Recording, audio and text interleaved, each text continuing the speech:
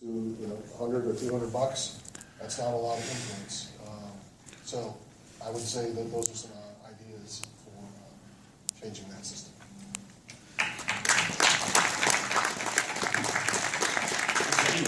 I have a solution for this. We need to overturn Citizens United ruling.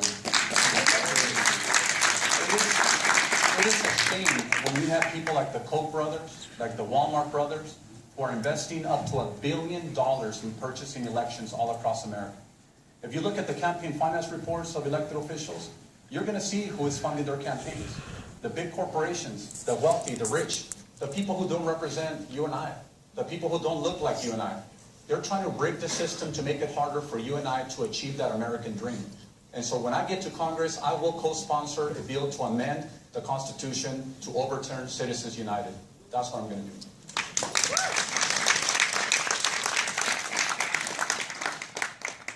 Due to technology, we have the opportunity to interact with a number of those that are watching on television, to include online. And so for that, several questions have come in, and some of them are directed specifically to the candidates. And we'll start with the first, which is directed to State Senator Ruben Kihuen, and then to Susie Lee. And this is from someone by the name of CL. It's their initials.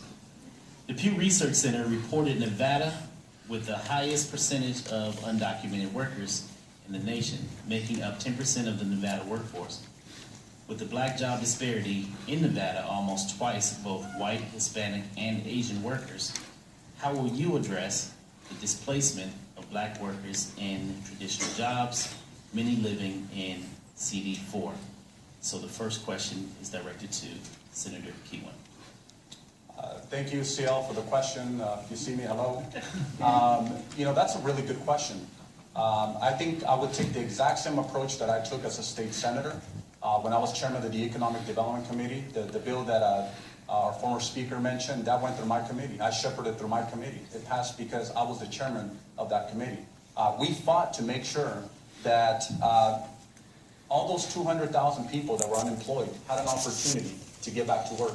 And that is why we, in the last two legislative sessions, we've made the largest investment in education, in workforce development, to make sure that those people who were displaced, maybe in the construction industry, maybe they don't want to go back to work in construction. Maybe they want to go back and be, maybe work in manufacturing or somewhere else. Maybe go work for Tesla or maybe one of the new companies that we're bringing to the state of Nevada. We invested in workforce development.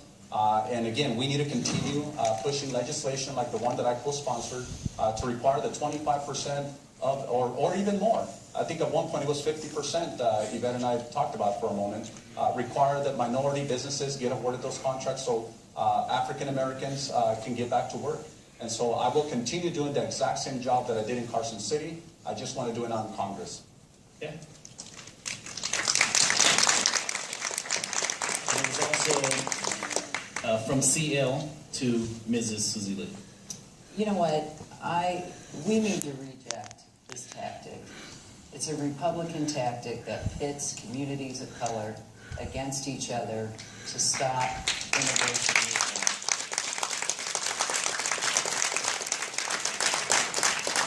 Whether it comes to education, economic development, or immigration, look at your neighbors. We need to unite instead of divide. We need to not let fear rule our communities. We need to let love and togetherness and working together and opportunity for everyone in our community to be the thing that drives us. As a member of Congress, economic development, getting jobs for our community, for everyone, will be my top priority. And I don't think it should matter what the color of your skin is. And I reject this. I think we need to work on comprehensive immigration reform and quit putting that up as a flag to stop immigration reform. But we also need to enforce our labor laws to protect our jobs and protect our wages. And so I think both of those things together are what's going to move this district forward. Okay. This next first question that's coming in from online is directed to each candidate, and this is coming from DW. What community organization are you a member of and actively engaged in their mission? And so we'll start with Assemblyman Oseguera. Okay, I've been involved with a number of organizations, from the Muscular Dystrophy Association. I've gone to camp, used to be in Lake Tahoe, and now they've moved it somewhere else. But I've been involved in, trying to think, I've been involved in a few organizations, though, helping out the community. Most prominently, Muscular Dystrophy Association. I've worked with kids with autism.